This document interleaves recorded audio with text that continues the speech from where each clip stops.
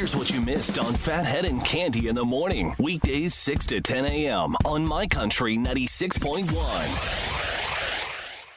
My Country 96.1, Phathead, Cande Roth. Cande, usually in our last break together of the morning when we speak at about 8:47, we do the national days. But I want to do this one right now because this is important, near and dear to our hearts. Okay? All right. Mm-hmm. Today is National Disc Jockey Day, Cande. Why is nobody celebrating me? I don't know why this is not a bigger holiday. I don't understand. Now, I will tell you where it came about. It's connected to one of the original DJs, Alan Freed. Oh, yes. He passed away 57 years ago today. Whoa. Yeah, so they named it Disc Jockey Day. He helped popularize the term rock and roll in the 1950s. And he was one of the first people inducted into the Rock and Roll Hall of Fame in 1986. So here's some stats about DJs. Tell me what comes about in your mind here. Most of us don't just wing it. A recent poll found 95% of radio DJs spend at least an hour prepping for each show. Some said 3 hours, Cande. Really? That's a bit much, I would think. That is a bit much. I don't know who they're talking to. That is a bit much on the prep. If you count our texting and me writing things down in notebooks, maybe we'll come close to that, but not. Yeah, we're. Yeah. Yeah. You know, I used to do a team show, Jammin' on Jammin' 105, the Jay Thomas Show, and there was 4 or 5 of us, and no, we weren't there preparing for 3 hours. Even when I worked at the Howard Stern Show, I know you did too, but when I interned at the Howard Stern Show, I would show up at about 4:45, 5 o'clock in the morning. Howard was still doing his hair. His whole team got there, give or take about 5, and they were, they would prep some stuff for him to talk about. He didn't walk in the studio until 5 minutes to 6, and right.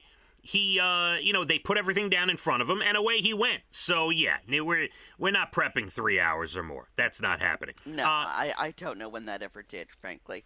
Cande, they say DJ's one of the sexiest jobs in the world. Hey, here we are. Okay. Ooh, you're hot. Ooh. Come get us. Here we are. According to Tinder, radio personality is one of the most right-swiped jobs you can have. Oh, right-swiped. Yeah. Yes. And when DJs were asked why they do what they do, the number one answer was, it's fun, we like to entertain people, and it's emotionally fulfilling. What do you say, Cande? It is. I love it. Every day I say, you know what? I'm so happy to have this job. I love it. I'm doing something I've always loved. I agree, but more so than that, more so than loving to wake up and do your job, which I know we both do. I feel like it's very interesting to wake up, not know what the entertainment world or the news world is going to bring you, and not know necessarily what you're going to talk about. But here's where it becomes interesting. You take that clean slate every morning, and for many people who listen to us, who are driving right now, we are the ones delivering the news to them that they haven't heard yet, Cande. So, right. I find that interesting. I like that. Did you always know you wanted to get into it? How did you, when you were a kid, how did you know? It is National DJ Day. That's why we're talking about this. Or was it kind of spur of the moment for you, Cande? Well, it wasn't spur of the moment. No. Would you like to elaborate on that at all? No? Yes? No? For instance, let me start. When I was 12, I used to take cassette tapes that were 90 minutes long, 45 minutes on each side. And I used to record the Howard Stern Show before I went to school. And I used to pop the tape in, and it used to flip over, and I'd come home from school and listen to 90 minutes of the Howard Stern Show. It was inspirational. I used to interview my father. I remember he'd lay on the bed, and I'd interview him about his job and different. It was a whole thing for me. I loved sports and broadcasting, and it just started when I was a young kid. Did that happen for you? Well, I used to love the radio, especially back in the day, WABC. They did the top 10 hits, and every year they'd have the end of the year top 100 and all the DJs' pictures, and I'd always get that. And I always loved radio. But I was going to be a journalist. I was going to be a writer till I got to college. And then we went to the radio station. I had a professor, and he said, you should go check it out. And that was it for me. I got hit by the bug, and that's it. I don't think I left the radio station for 4 years. Do you know that same story happened to me when I transferred from Binghamton to Hofstra? I was in a class, and Bruce Avery, who people may know, he used to be a meteorologist on News 12.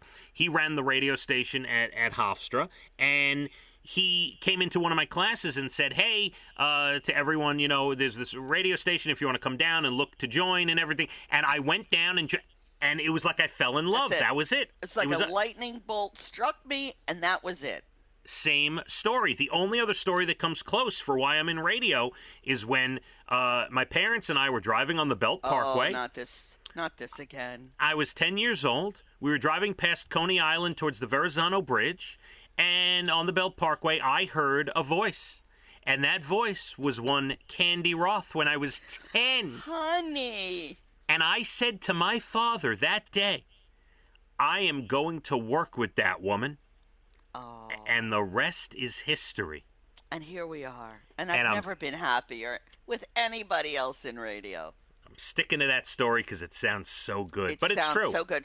It better be true. Don't ever tell me it's not true and ruin my world. Absolutely true. You could ask my parents. My Country 96.1. Phathead and Cande in the morning. Weekdays 6 to 10 a.m. on My Country 96.1.